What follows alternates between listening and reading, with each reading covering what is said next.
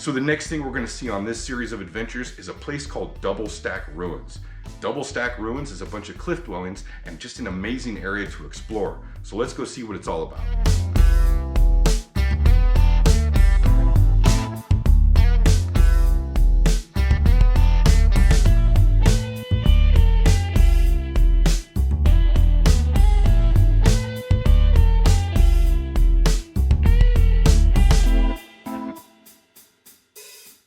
The thing you need to know about all the trailheads along the Butler Wash Road and Combe Ridge is that these trailheads aren't marked.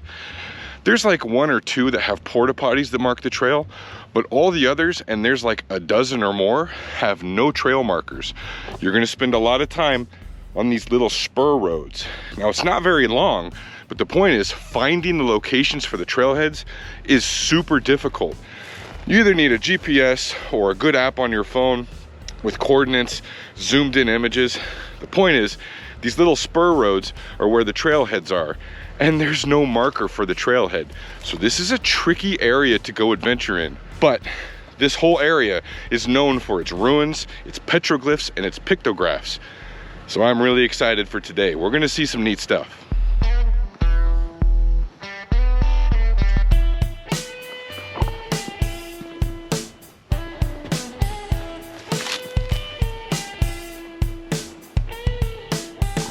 Okay, so the first ruin we're gonna see on this adventure, it's called Double Stack Ruins.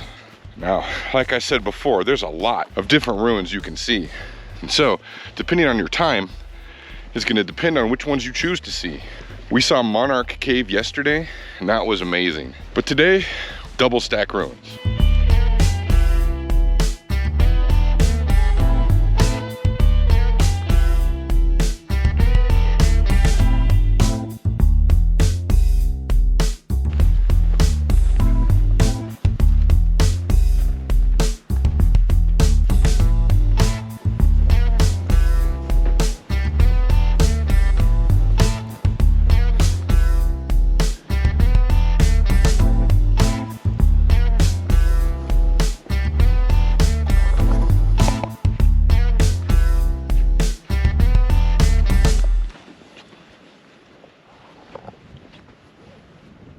So we've crossed the slick rock, now we're dropping in to the mouth of the canyon. This should take us to the ruin.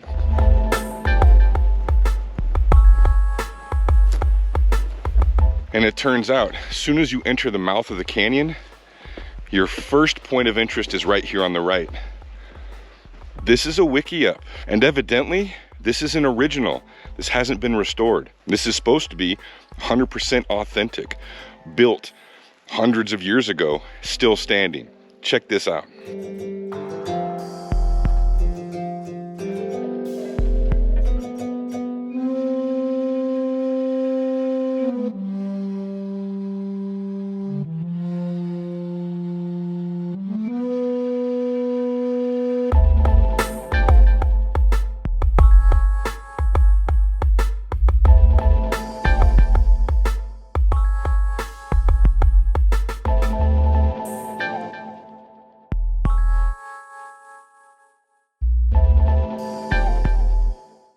Now, hopefully the stories are true and this is 100% authentic and an original TP or Wikiup. It seems miraculous to me that it's lasted this long without falling down, but this wood does not decay very fast out here in the desert, so it's possible. That is amazing. I've seen a lot of ruins, a lot of cliff dwellings. This is my first TP. Now obviously it's just the skeletal remains, but this is it. That is fascinating.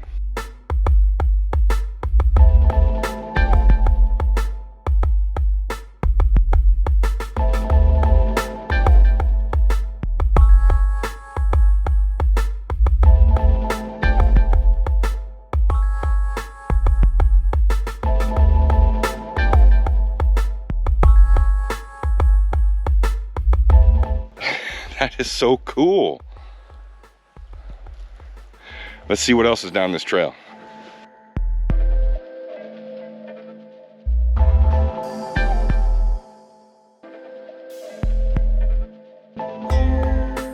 Now, I'm sitting here talking with my wife about those remains of that Wikiup or teepee, about approximately how old it is. A lot of these ruins out here are thousands of years old. So I don't know exactly how long wood can last in the desert. Is it 500 years? Is it 1,000 years? Or is it just 200? My instinct is to say that thing was built in the 1800s, 1700s at the absolute oldest, but I can't be sure because wood does preserve, everything preserves in the desert for a really long time. What if that teepee is 800 years old or 1,000 years old? That makes it even more miraculous and absolutely fascinating. The Southwest is just a really cool place.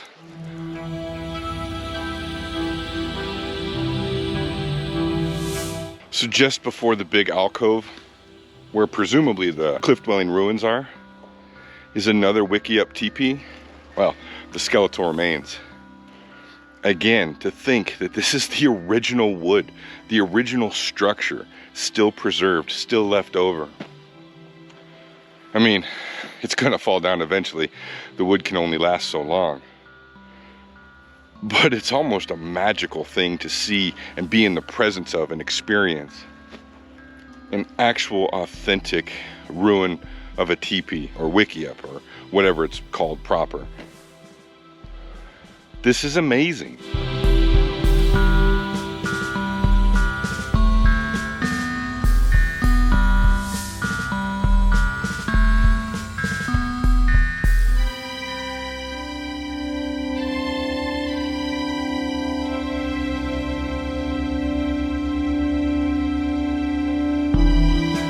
I am curious to know how old this is. Probably impossible to know exactly. Are we talking 100 years, 200 years, 300 years, 50 years? How long do you think this could survive out here? Let me know in the comments.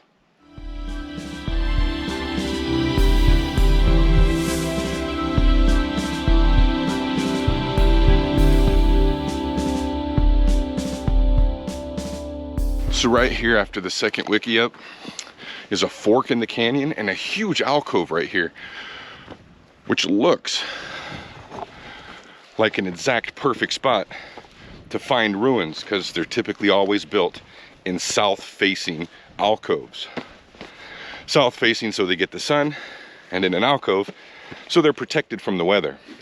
I'm just following a trail, but the trail's forked too. Another problem with this area is there's lots of cattle, and so the cow trails can mess you up in your navigation. Don't see any ruins in this big alcove just yet, except for that one up there.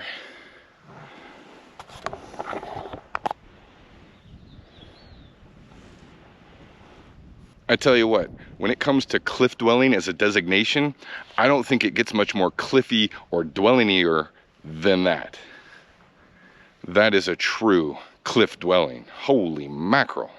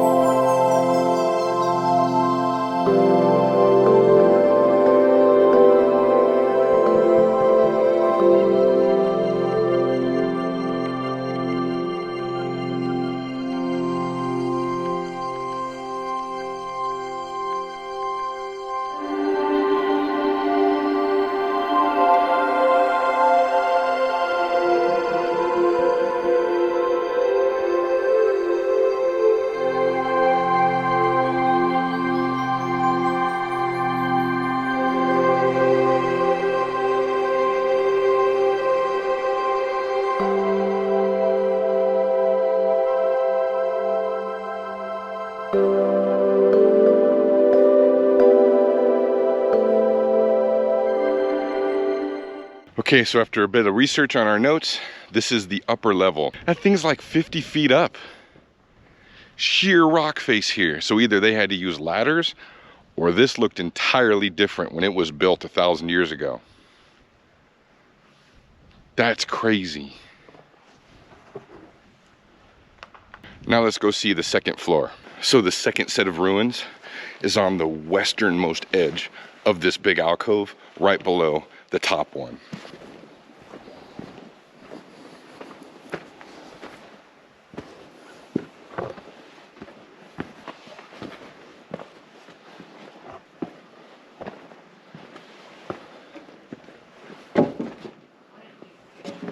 So unlike the other cliff dwellings that are the best preserved, those are typically granaries, although I shouldn't say that because I haven't seen them all, but it's common for granaries to be preserved. But these ones here, I reckon these were actual houses. This is really neat.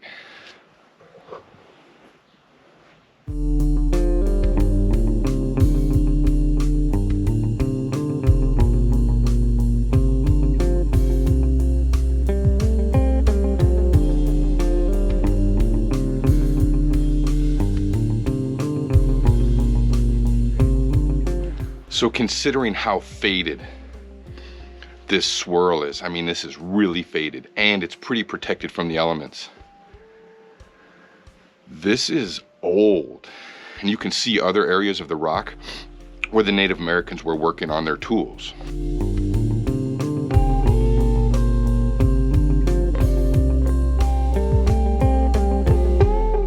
When you're looking at the mortar, you'll see little indents around the mortar, just little ones about that big around. Those are the fingerprints for when they built this.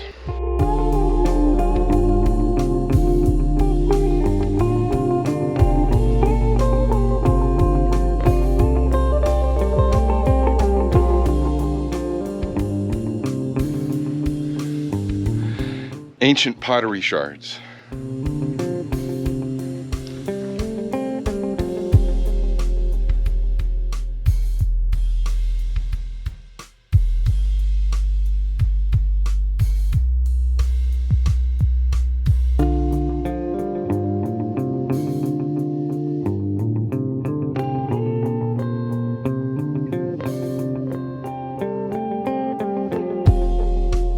Careful on all the rocks because you never know what's an actual artifact.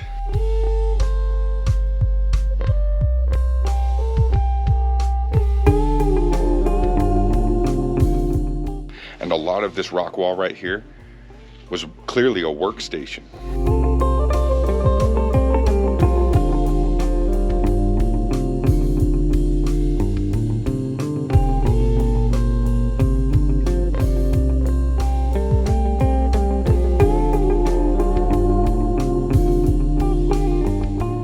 Although now that I think about it, it's also possible that these indents in the rocks were meant for support for the structures they built. So they actually could have had logs jammed into there.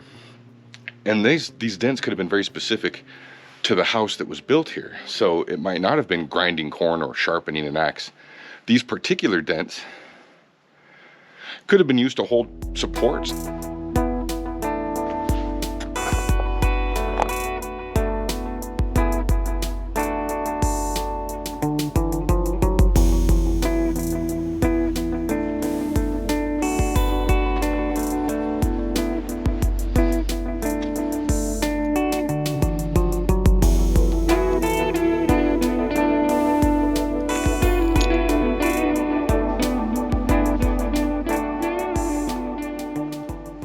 Remnants of some of their food supply. This always just trips me out to think that this maize, these corn cobs, have lasted so long. And it just goes to show how slowly things decompose out here in the desert. Hundreds of years old, perhaps. Maybe even 1,000 or more.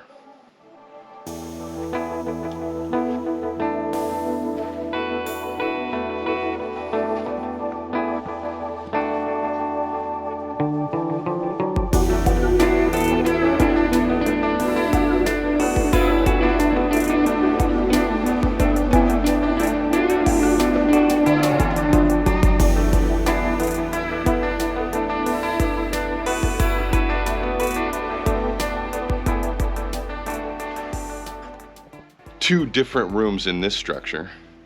One there and one here.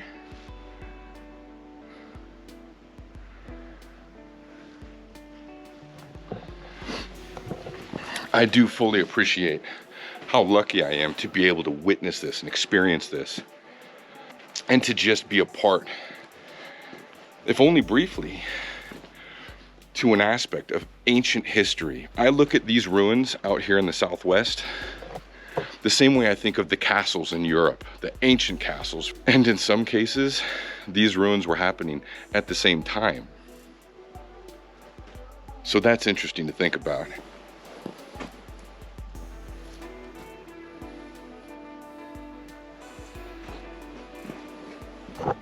And in case anyone's wondering why I'm even in here, when you can clearly see a fence in the background, it's because that's a cattle fence. They're trying to keep the cows out of here so they don't just trample everything. But in a lot of these places where they want cows out or any wildlife like that, they leave a man gate, a little entrance that does a switchback, because large animals like cows and horses and donkeys have trouble with really narrow switchbacks. So they allow you in right over there. So this is Double Stack Ruin.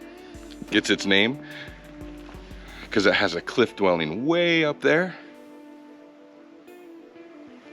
and then these down here. Really short, really easy hike. Super incredible area, especially with those Wikiups on the trail coming in. That is amazing. Because there's so much to see in these ruins, you have to remember to look up to see if there's any petroglyphs up there or anything like that. And I even said it in the beginning, always look at all the rocks to make sure it's not an artifact. I've walked around here and checked out what I thought was everything. I've walked by this rock 4 times and I didn't notice this hole drilled in it.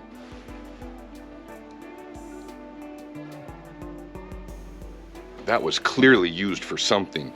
They went through a lot of work with stone tools to drill that perfect little hole right there. If anyone out there has an idea as to what this rock could have been, you let me know in the comments, because that's fascinating.